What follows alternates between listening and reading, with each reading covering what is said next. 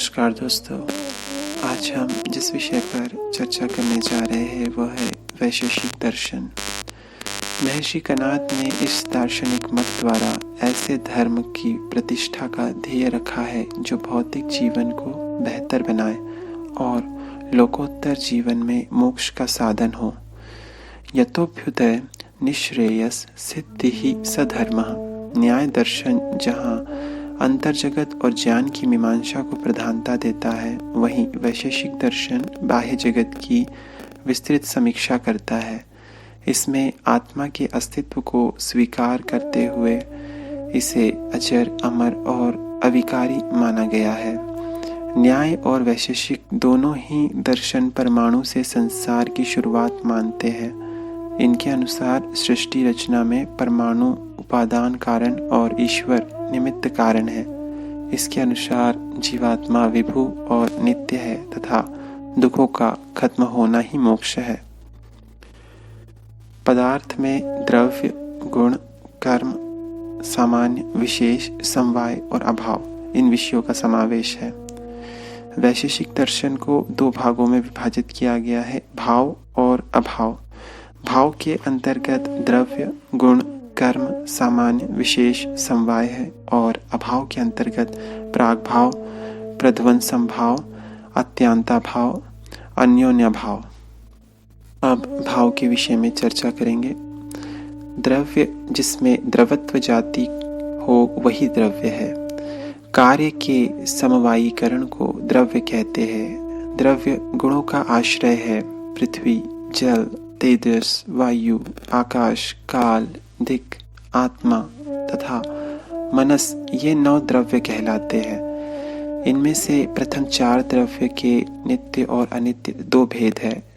नित्य रूप को परमाणु तथा अनित्य रूप को कार्य कहते हैं। चारों भूतों के उस हिस्से को परमाणु कहते हैं जिसका पुनः भाग न किया जा सके, अतएव यह नित्य है। पृथ्वी परमाणु के अतिरिक्त अन्य परमाणुओं के गुण भी नित्य है। जिसके गंध हो वह पृथ्वी, जिसमें शीत स्पर्श हो वह जल, जिसमें उष्ण स्पर्श हो वह तेजस, जिनमें रूप ना हो तथा अग्नि के संयोग से उत्पन्न ना होने वाला अनुष्ण और अशीत स्पर्श हो वह वायु, तथा शब्द जिसका गुण हो अर्थात शब्द का जो समवायीकरण हो वह आकाश है। ये ही पंचमहाभूत भी कहलाते हैं। आकाश, काल, दिक् तथा आत्मा, ये 4 विभू द्रव्य है। मनस अभौतिक परमाणु है और नित्य भी है।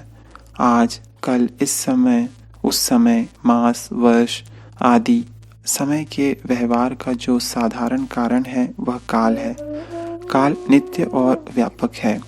पूर्व, पश्चिम, उत्तर, दक्षिण आदि दिशाओं तथा विदिशाओं का जो असाधारण कारण है वह दिक् है। यह भी नित्य तथा व्यापक है। आत्मा और मनस का स्वरूप यहाँ न्यायमत के समान ही है। गुण कार्य का असामान्यीकरण गुण है। रूप, रस, गंध, स्पर्श, संख्या, परिणाम, पृथकत्व, संयोग, विभाग, परत्व, अपरत्व, गुरुत्व, द्रवत्व, चिकनापन, शब्द, ज्ञान, सुख, दुख, इच्छा, द्वेष, प्रयत्न, धर्म, अधर्म तथा संस्कार, ये 24 गुणों के भेद है। इनमें से रूप, रस, गंध, स्पर्श, स्नेह, स्वाभाविक द्रवत्व, शब्द तथा ज्ञान से लेकर संस्कार पर्यंत ये वैशेषिक गुण है। अवशिष्ट साधारण गुण है। गुण द्रव्य ही में रहते हैं। कर्म क्रिया को कर्म कहते हैं। ऊपर फेंकना, नीचे फेंकना, सिकुड़ना, फैलना तथा गमन जैसे भ्रमण, स्पंदन, रेचन आदि ये 5 कर्म के भेद है। कर्म द्रव्य ही में रहता है।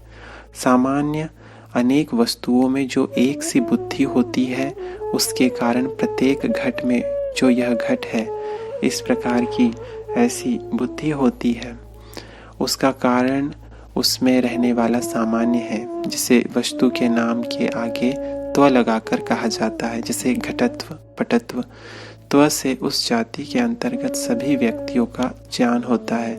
यह नित्य है और द्रव, गुण तथा कर्म में रहता है।